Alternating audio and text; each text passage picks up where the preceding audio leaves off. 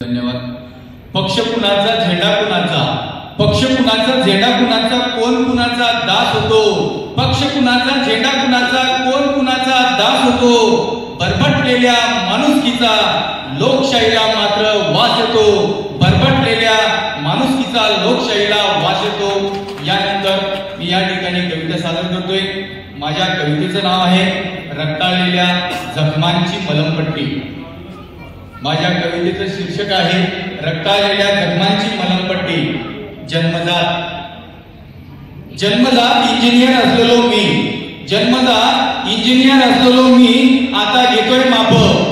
जन्मजात इंजिनियर असलेलो मी आता घेतोय माप इथल्या जातीयतेने बरबटलेल्या समाज व्यवस्थेची। जन्मजात इंजिनियर असलेलो मी आता घेतोय माप इथल्या जातीयतेने बरबटलेल्या समाज व्यवस्थेची। आणि काळीज शून्य असलेल्या माणुसकीची सुद्धा माझ्या कवितेतून बाबासाहेब शिकवून गेले। बाबासाहेब शिकवून गेले मला कायमची त्या भ्रष्ट मनामनातील दुबकलेल्या। बाबासाहेब शिकवून गेले मला कायमचे इथल्या भ्रष्ट मनामनातील दुबकलेल्या दोन तटांना टाके घालण्याचे तंत्र माझ्या कवितेतून। आणि इथून पुढेही शिवतच राहीन मी। इथून पुढेही शिवतच राहीन मी शब्दांच्या आईने। आणि इथून पुढेही शिवतच राहीन मी शब्दांच्या आईने रक्तातील रक्ताळलेल्या रक्तबंबाळ जखमांच्या दोन्ही तटांना।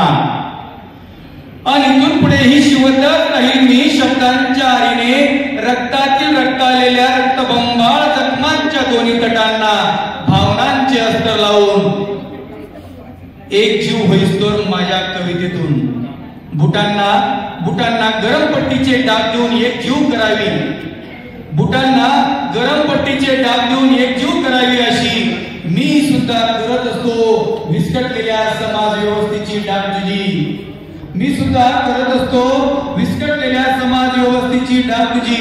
जखमेवर मीठ मारलेल्या शब्दांनी माझ्या कवितेतून आणि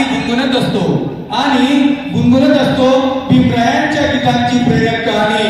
आणि करत असतो इथल्या समाज व्यवस्थेची घोलपटिंग आतून बाळगून। खितपत पडलेल्या माणसांची दुःख जळमट बाजूला सारून हाती क्रांतीची मशाल घेऊन मनामनातील ज्वलंत दुःखाची मलमपट्टी करण्यासाठी मी तत्पर असतो माझ्या कवितेतून। धन्यवाद, नमस्कार।